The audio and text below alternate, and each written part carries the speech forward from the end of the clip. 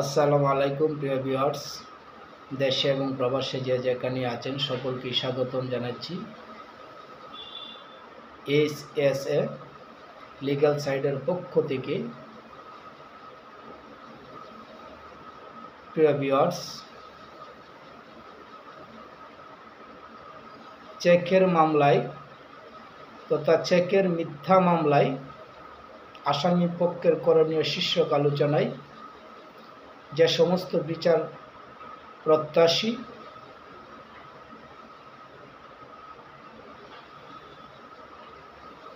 মামলার পক্ষভুক্ত আসামিগণ রয়েছেন, তাদের করণীয় সম্পর্কে আজকের এই আলোচনা। আশা করি সম্পূর্ণ আলোচনাটি শুনলে মামলাভুক্ত আসামি পক্ষ একটি মিথ্যা প্ররোচনামূলক মেলাবাইট ইন্টেনশনালি চেকের মিথ্যা মামলায় যথাযথ লফুলি ডিফেন্স দিয়ে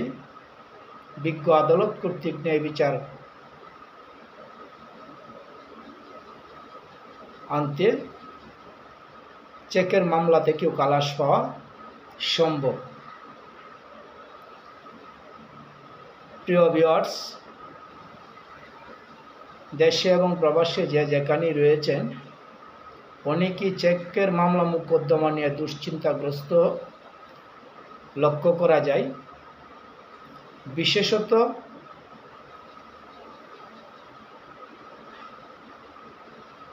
নেগোশিয়েবল ইনস্ট্রুমেন্ট অ্যাক্ট 1881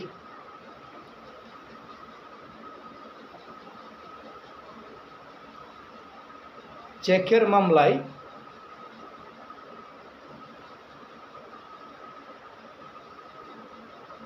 আসামি পক্ষদেরকে অধিকাংশ ক্ষেত্রেই পরাজিত হতে লক্ষ্য করা যায়। এই ক্ষেত্রে অনেকেরই প্রশ্ন এবং জিজ্ঞাসা,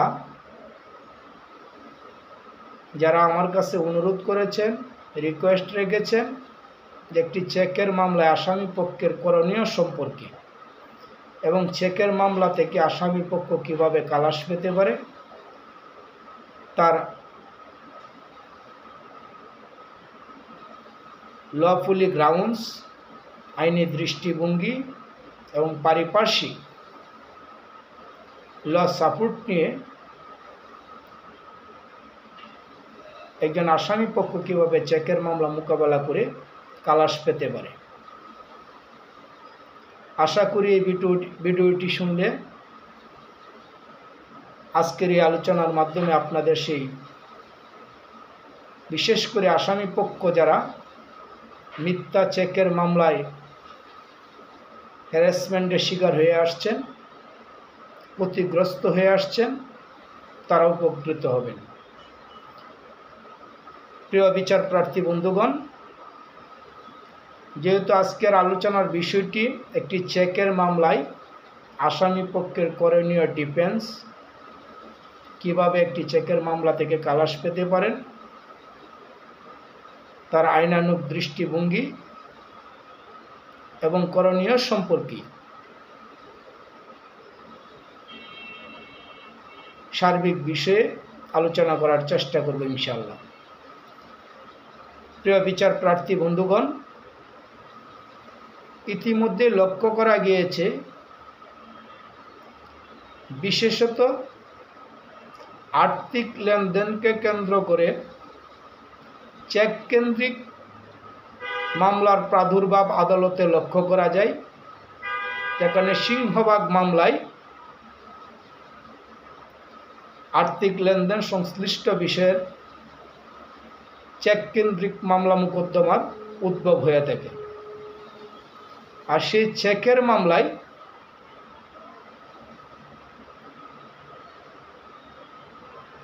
সাধারণত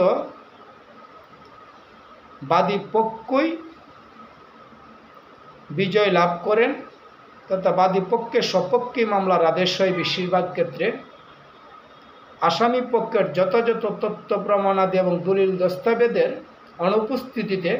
বা যথাযথ পদক্ষেপের অভাবে আসামি পক্ষগুলি সিংহভাগ মামলায় পরাজয় বরণ করেন। এই সমস্ত ক্ষেত্রে আসামি পক্ষের করণীয় কি বা কি দলিল দস্তাবেজের উপরে ডিপেন্ড করে বা তথ্য প্রমাণের উপরে নির্ভরশীল হয়ে বিজ্ঞ আদালতে একটি চেকের মামলা মোকদ্দমাকে লফুলি ডিফেন্স করা সম্ভব, যেখান থেকে বিজ্ঞ আদালতের সন্তুষ্টির মাধ্যমে চেকের মামলার আসামি হয়েও খালাস পাওয়া সম্ভব। হ্যাঁ বন্ধুরা, নিশ্চয়ই চেকের মামলায় প্রাথমিক দৃষ্টিভঙ্গি থেকে অনেকেই ভীতসম্ভ্রত হয়ে পড়েন যে আসামি পক্ষদ্বয় এই মামলায় ক্ষতিগ্রস্ত হওয়ার চরম আশঙ্কা করেন। এমনকি প্রিভিয়াস মামলা মোকদ্দমায় লক্ষ্য করা গিয়েছে যে বিশেষত চেকের মামলায় আসামি পক্ষদ্বয় পরাজিত হয়ে ক্ষতিগ্রস্ত হয়ে আসছেন। কিন্তু অনেকেরই দাবি তার বিরুদ্ধে আনীত চেকের মামলাটি মিথ্যা, সৃজনকৃত, প্রতারণামূলক মেলাবাইল ইন্টেনশনালি তার বিরুদ্ধে মামলা বাদীপক্ষ মামলা আনয়ন করেছেন। চেকের মামলায় সাধারণত ব্যক্তিকেন্দ্রিক, ব্যাংক কেন্দ্রিক এবং আর্থিক প্রতিষ্ঠান কেন্দ্রিক মামলার উদ্ভব বেশি হয়ে থাকে। আর অনেক আসামি পক্ষের মন্তব্য এরকম বা তাদের অনুযোগের বিষয়টি হলো এরকম যে আর্থিক প্রতিষ্ঠানের সাথে লেনদেন করতে গিয়ে বা ব্যক্তিকেন্দ্রিক লেনদেন করতে গিয়ে তারা ব্ল্যাঙ্ক চেক দিয়েছেন এবং মামলার দাবি মূল্যমান অর্থ তথা চেকের দাবিকৃত অর্থের সিংহভাগ অর্থই তারা পরিশোধ করেছেন বলে তারা দাবি করেন। কিন্তু বিচার শেষে চেকের মামলায় অধিকাংশ ক্ষেত্রেই আসামি পক্ষকে পরাজিত হতে লক্ষ্য করা যায়। নানা প্রশ্ন, নানা জিজ্ঞাসা এবং অনেকেরই রিকোয়েস্ট যে একটি চেকের মামলায় আসামি পক্ষের কি করণীয় পদক্ষেপ গ্রহণ করা যেতে পারে বা তার পক্ষে ডিফেন্সের আসলে প্রকৃতপক্ষে লিগ্যাল প্রসিডিউর কি হতে পারে। এই সার্বিক বিষয়গুলিকে মাথায় রেখেই আজকে একটি চেকের মামলায় আসামি পক্ষের করণীয় এবং পদক্ষেপের বিষয়ে আলোচনা করছি। তো বন্ধুরা, একটি চেকের মামলায় আসামি পক্ষে ডিফেন্সের যে সমস্ত লফুলি বিষয়গুলি বিজ্ঞ আদালতের মাধ্যমে উপস্থাপন করে ন্যায় বিচার আনতে খালাস পেতে পারেন তথা মামলা থেকে মুক্তি পেতে পারেন, অভিযোগ থেকে মুক্তি পেতে পারেন, তার যে সমস্ত বিষয়গুলি একজন আসামি পক্ষে গুরুত্বের সাথে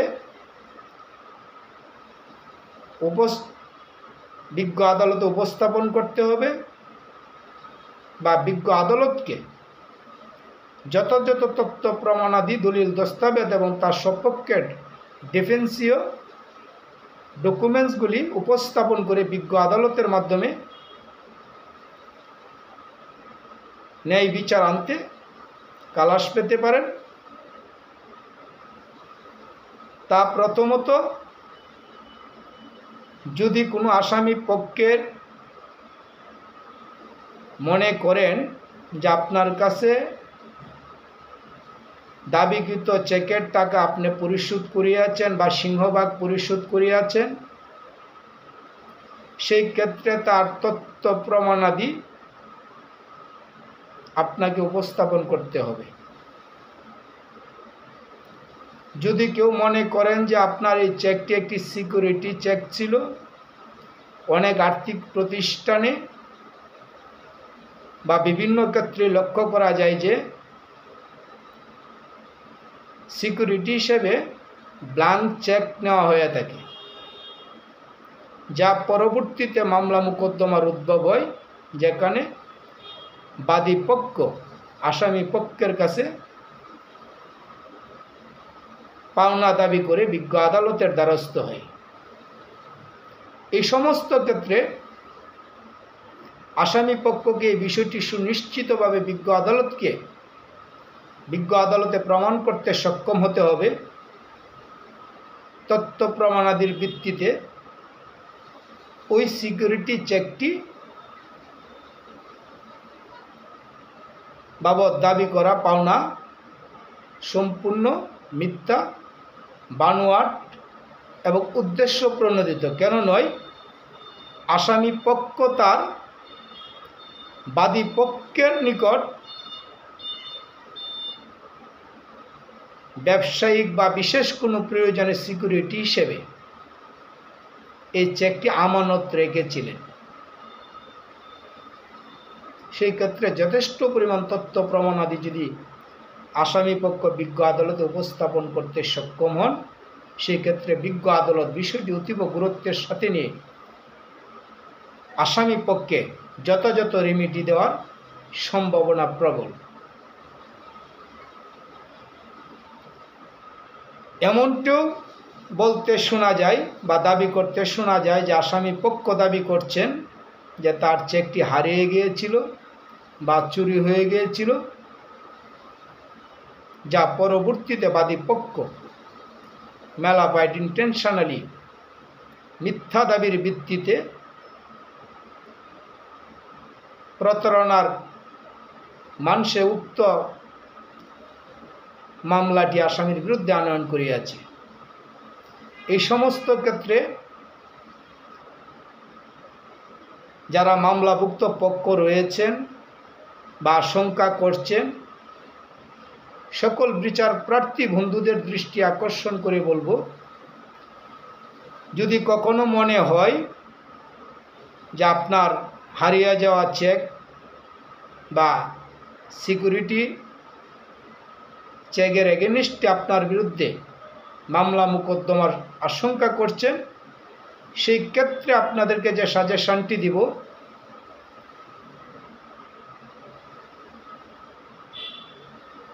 আপনারা হারিয়ে যাওয়া চেক বা সিকিউরিটি চেক সেই বিষয়টি মামলা মোকদ্দমার আশঙ্কা থেকে সংশ্লিষ্ট থানায় একটি সাধারণ ডায়েরি করে রাখতে পারেন, যা পরবর্তীতে বিজ্ঞ আদালতে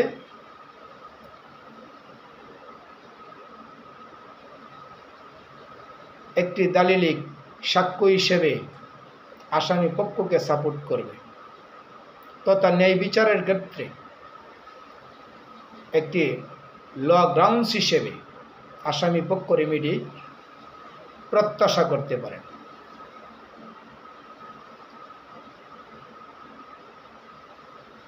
এমনকি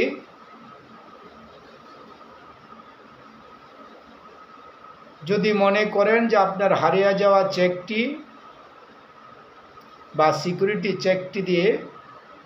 মামলা মোকদ্দমার আশঙ্কা করছেন, সেই ক্ষেত্রে একজন বিজ্ঞ আইনজীবীর মাধ্যমে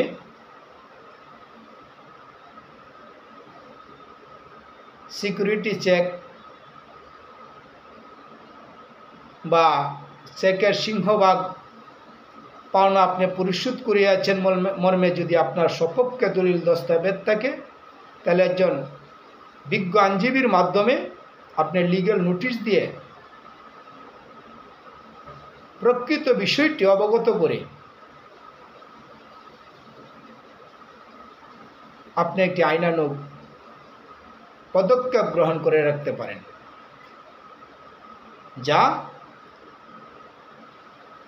মামলা বিচারাধীন বিজ্ঞ আদালতে আপনি দালিলিক এভিডেন্স হিসেবে লফুলি একটি সাপোর্ট আপনার সপক্ষে কাজ করবে।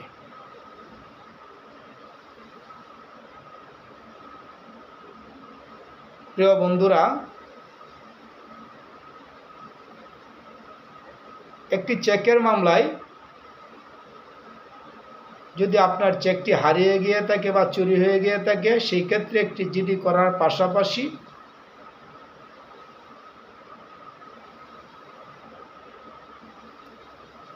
আপনি যদি পাশাপাশি জিডি এন্ট্রির পাশাপাশি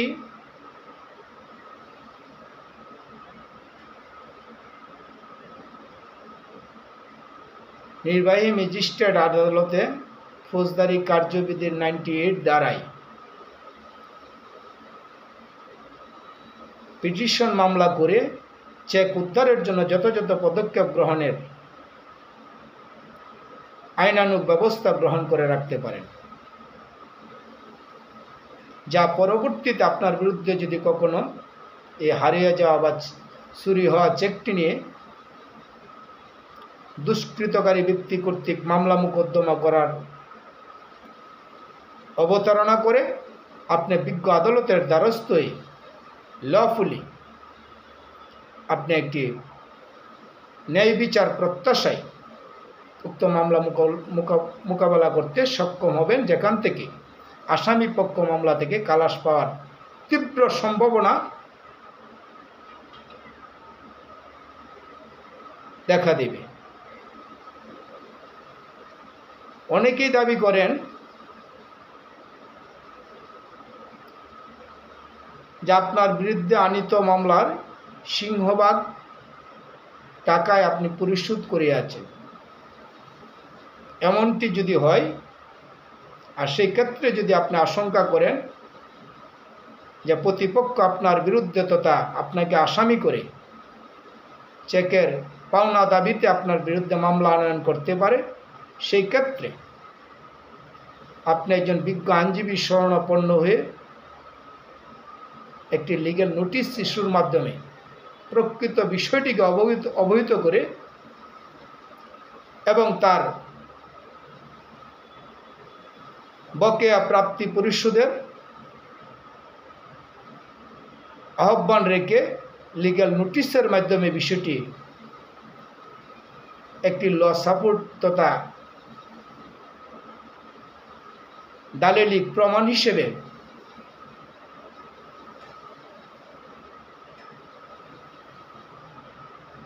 একটি লিগ্যাল নোটিশের অবতারণা করে রাখতে পারেন। সেই ক্ষেত্রে যদি কখনো আসামি পক্ষের বিরুদ্ধে বাদী পক্ষের সেই চেকের দাবির মামলা মোকাবেলা করে আসামি পক্ষদ্বয় বিজ্ঞ আদালতের ন্যায় বিচারের মাধ্যমে খালাস পাওয়ার সম্ভাবনার বিষয়টি অনেকটাই তীব্র হবে। কেন নয়, বিজ্ঞ আদালত সর্বদা ন্যায় বিচারের পক্ষে এবং ন্যায় বিচারকে প্রতিষ্ঠিত করার জন্য জুডিশিয়াল মাইন্ড অ্যাপ্লাই করে প্রকৃত ঘটনার নিরীক্ষে বিচার আনতে আসামি পক্ষকে সর্বোচ্চ রেমিডি হিসেবে মামলা থেকে খালাস করে দিতে পারেন। এমনকি একটি চেকের মামলায় আসামি পক্ষকে বিব্রত না হয়ে সাধারণত একটি চেকের মামলার উদ্ভব হয় বিজ্ঞ আদালতের পিটিশন মামলার মাধ্যমে, যেখানে বিজ্ঞ আদালতের সমন প্রাপ্তি হয়ে চেকের মামলা থেকে আসামিদ্বয় খালাস পাওয়ার জামিন পাওয়ার হকদার। কেন নয়,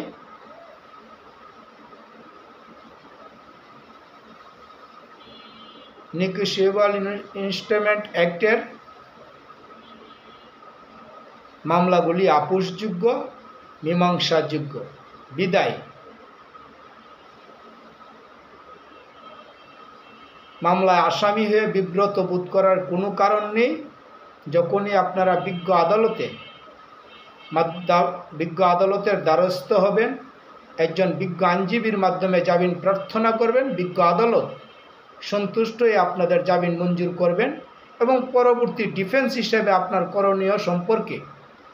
একটি সুযোগ থাকবেন,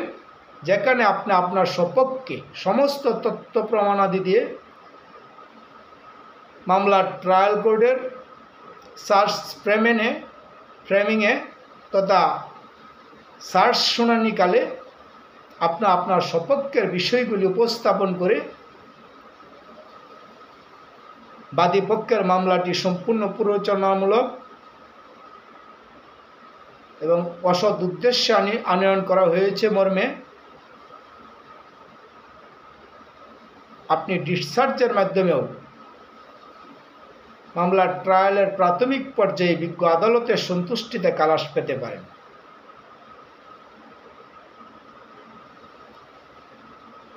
এমনকি যদি মনে হয় যে ট্রায়াল কোর্টের ডিসচার্জ প্রেয়ার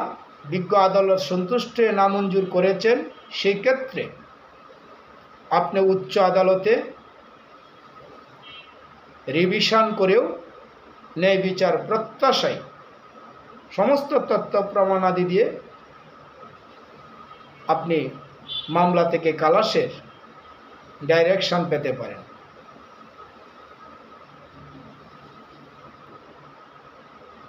পাশাপাশি ফৌজদারি কার্যবিধির 561-এ মহামান্য হাইকোর্ট ডিভিশন থেকে ক্ষেত্র বিশেষে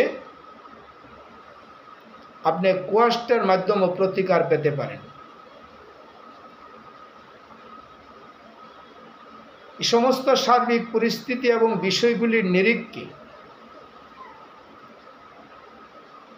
চেকের মামলা মোকদ্দমায় একজন আসামি পক্ষ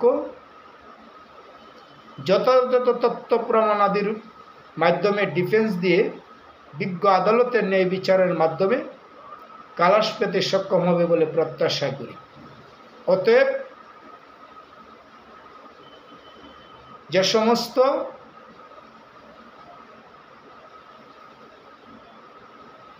মামলার পক্ষদ্বয় আসামি হয়ে বিজ্ঞ আদালতে আপনারা চেকের মামলা মোকদ্দমা নিয়ে দুশ্চিন্তাগ্রস্ত হয়ে আছেন, সেই ব্যাপারে উদ্বিগ্ন না হয়ে আপনি আপনার সপক্ষে সমস্ত দালিলিক তথ্য প্রমাণাদি ভিত্তিতে আপনার সপক্ষের বিজ্ঞ আইনজীবীর মাধ্যমে বিজ্ঞ আদালতে সমস্ত দলিল দস্তাবেজ এবং ল গ্রাউন্ডসগুলি এক্সিবিট করে আপনি আপনার সপক্ষে ন্যায় বিচার আনতে বিজ্ঞ আদালত থেকে আপনি চেকের মামলা মোকদ্দমা থেকে আসামি পক্ষ খালাস পেতে পারেন।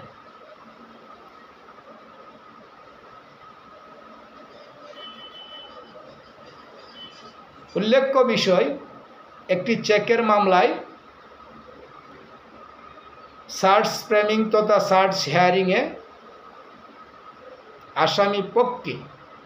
যথাযথ তথ্য প্রমাণাদির ভিত্তিতে যদি বিজ্ঞ আইনজীবীর মাধ্যমে বিষয়টি বিজ্ঞ আদালতকে বোঝাতে সক্ষম হয় যে তার বিরুদ্ধে আনিত তথা আসামির বিরুদ্ধে আনিত মামলাটি এই সমস্ত কারণে আইন দৃষ্টে মামলাটি চলতে পারে না বা আইন দৃষ্টে মামলাটি ভার রয়েছে, বিদায় ন্যায় বিচারার্থে উক্ত চেকের মামলা হতে আসামি খালাস পেতে বা অব্যাহতি পেতে হকদার। বিজ্ঞ আদালত সমস্ত তথ্য প্রমাণাদির ভিত্তিতে যদি সন্তুষ্ট হয়, সেই ক্ষেত্রে আসামি পক্ষ মামলার ট্রায়ালের প্রাথমিক পর্যায়ে একটি চেকের মামলা থেকে খালাস পেতে পারেন। অনেকেই ভীত সম্ভ্রত, অনেকেই জানতে চেয়েছেন যে একটি চেকের মামলায় আমাদের করণীয় কি, আসামি হিসেবে আমাদের বিশেষ কি করণীয় রয়েছে, বা কি তথ্য প্রমাণের ভিত্তিতে বা দালিলিক ল সাপোর্টের ভিত্তিতে চেকের মামলাকে মোকাবেলা করে ন্যায় বিচার আনতে খালাস পেতে পারি। আশা করি ইতিমধ্যে যে সমস্ত বিষয়গুলি নিয়ে কথা বলেছি, যারা চেকের মামলা মোকদ্দমা নিয়ে দুশ্চিন্তাগ্রস্ত রয়েছেন দেশে বা প্রবাসে, যে যেখানে আছেন, আপনারা কেউ মিসগাইডেড হবেন না। চেকের মামলায় জামিনযোগ্য অর্থাৎ বেলেবল সেকশনের মামলা, এই মামলায় কখনোই কাস্টডি দেওয়া হয় না বা বেল নামঞ্জুর করা হয় না। বিজ্ঞ আদালত কর্তৃক আপনারা বিজ্ঞ আদালতে সারেন্ডার করে জামিনে গিয়ে বিজ্ঞ আদালতের আদেশ মোতাবেক নিয়মিত উপস্থিত থেকে আপনার সপক্ষের দলিল দস্তাবেজ তথ্য প্রমাণাদি নিয়ে আপনার মানিত বিজ্ঞ আইনজীবীর মাধ্যমে বিজ্ঞ আদালতে উপস্থাপন করে যথাযথ লফুলি ডিফেন্সের মাধ্যমে বিজ্ঞ আদালতের আদেশে আসামি পক্ষ খালাস পেতে সক্ষম হবে। প্রিয় ভিউয়ার্স, এতগুলো একটি মামলার ট্রায়ালের প্রাথমিক পর্যায়ে। যারা নতুন করে মামলায় মোকাবেলা করছেন বা ভবিষ্যতে যারা চেকের মামলা মোকদ্দমার আশঙ্কা করছেন যে আপনার বিরুদ্ধে হারিয়ে যাওয়া চেক, চুরি হয়ে যাওয়া চেক, সিকিউরিটির চেক বা চেকের অধিকাংশ টাকায় আপনি পরিশোধ করেছেন, অতঃপর আপনি মামলা মোকদ্দমার আশঙ্কা করছেন, সেই ক্ষেত্রে একটি সাধারণ ডায়েরি করা যেতে পারে ক্ষেত্র বিশেষে, এবং বিজ্ঞ আইনজীবীর মাধ্যমে লিগ্যাল নোটিশের মাধ্যমে বিষয়টিকে স্পষ্ট করে রাখা যেতে পারে, যা পরবর্তীতে আপনার বিরুদ্ধে কোনো মামলা মোকদ্দমার উদ্ভব হলে বিজ্ঞ আদালতের মাধ্যমে এই সমস্ত তথ্য প্রমাণাদি দিয়ে মোকাবেলা করে মামলা থেকে ন্যায় বিচার আনতে, খালাস পাইতে সহায়তা করবে। আর যারা ইতিমধ্যেই চেকের মামলায় ট্রায়াল পর্যায়ে রয়েছেন, তাদের করণীয় সম্পর্কে আসামি পক্ষে যে সমস্ত বিষয়গুলি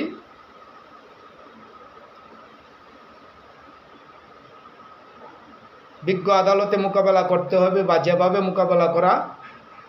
করা যেতে পারে, তা হতে পারে যে মামলাটি সাক্ষ্য প্রমাণ হয়ে গিয়েছে, আর সাক্ষ্য প্রমাণের ক্ষেত্রে লক্ষ্য রাখতে হবে আসামি পক্ষে মাননীয় বিজ্ঞ আইনজীবীর মাধ্যমে বিষয়টি যথাযথভাবে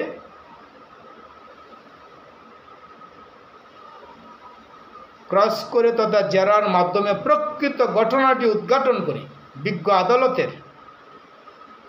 দৃষ্টিতে প্রকৃত ঘটনাটিকে নিয়ে আসতে হবে, যাতে করে বিজ্ঞ আদালত ন্যায় বিচার আনতে প্রকৃত বিষয়টি নিরীক্ষা করতে সক্ষম হন। একটি চেকের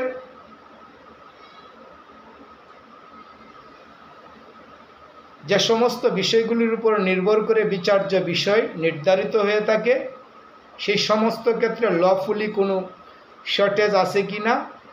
বা কোনো স্ল্যাগ আছে কি না, সার্বিক বিষয়টির উপরে সূক্ষ্ম দৃষ্টি রেখে আসামি পক্ষের বিজ্ঞ আইনজীবীকে যদি সঠিক বিষয়টি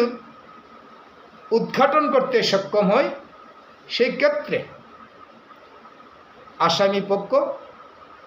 ন্যায় বিচার আনতে বিজ্ঞ আদালত থেকে খালাস পেতে পারেন। যেমন একটি চেক কি কারণে আসামি পক্ষকে উনি চেকটি দিয়েছিলেন এবং এই চেক দেওয়ার পিছনে প্রকৃত ঘটনাটি কি, লেনদেনের কারণ কি, বা তৃতীয় পক্ষ কোনো ব্যক্তি এই চেক লেনদেনের সাথে ঘটনার সম্পর্কে অবগত ছিলেন কিনা, অর্থাৎ সাক্ষী হিসেবে ছিলেন কিনা, থাকলে তাদের সাক্ষ্য গ্রহণ করতে বিজ্ঞ আদালতে নিবেদন রাখা, যাতে করে প্রকৃত ঘটনাটি প্রকাশ পায়, বা সে যদি কোনো টাকা পরিশোধ করে থাকে অথবা চেকটি হারানো চেক হয়ে থাকে বা চুরি হওয়া চেক হয়ে থাকে অথবা সিকিউরিটি চেক হয়ে থাকে, সার্বিক বিষয়টি জেরার মাধ্যমে আসামি পক্ষের বিজ্ঞ আইনজীবীর মাধ্যমে বিষয়টিকে ক্লিয়ার করতে হবে। অনেক সময় লক্ষ্য করা যায়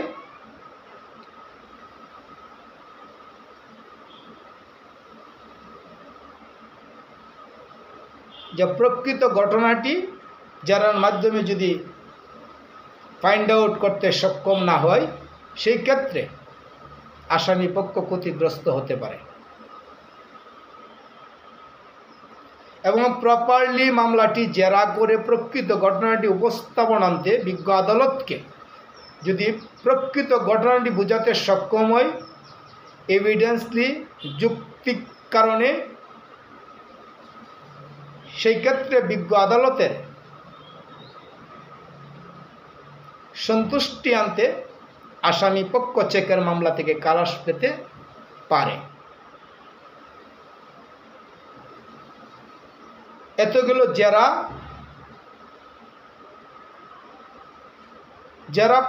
জেরার বিষয়। জেরা পরবর্তীতে আসামি পক্ষকে যে বিষয়টি অতীব গুরুত্বের সাথে লক্ষ্য করতে হবে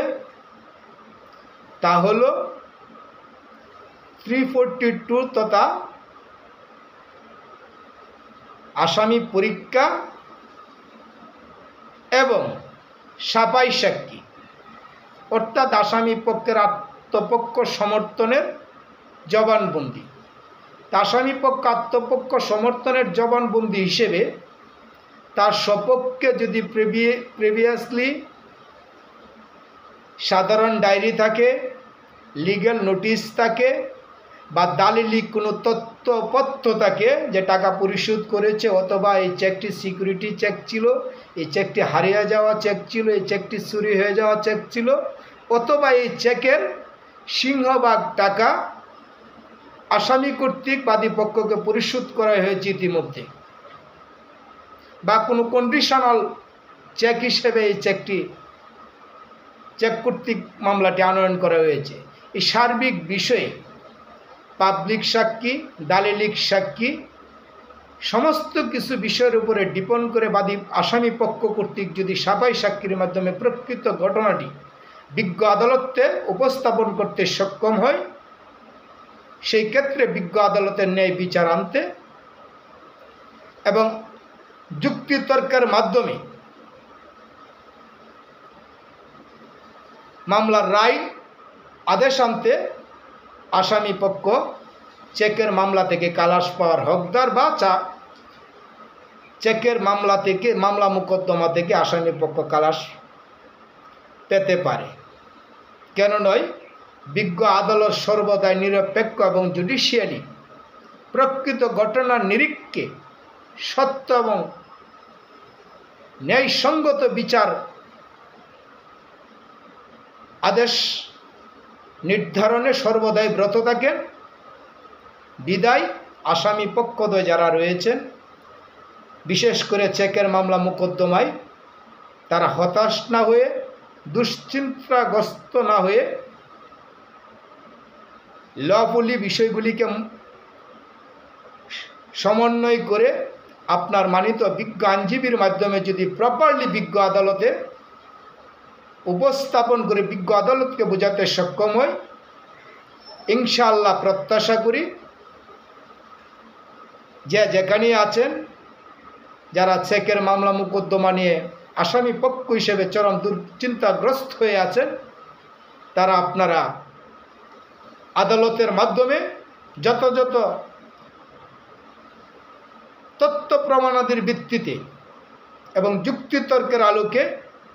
আপনারা চেকের মামলা থেকে খালাস পেতে সক্ষম হবেন।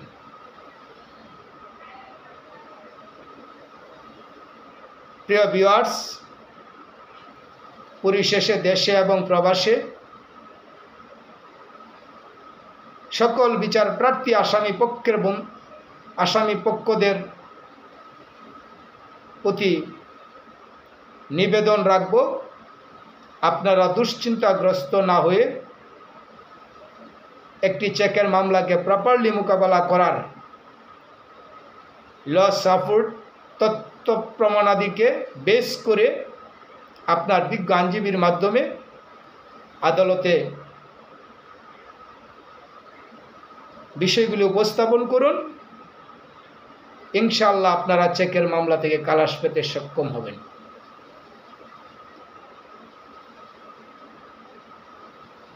এবং আরও গুরুত্বপূর্ণ আইনের বিষয়ে তথা একটি চেকের মামলায় বাদী পক্ষের করণীয় কি, এই সমস্ত ভিডিও পেতে আমার এই ভিডিও লেকচারের সাথে থাকুন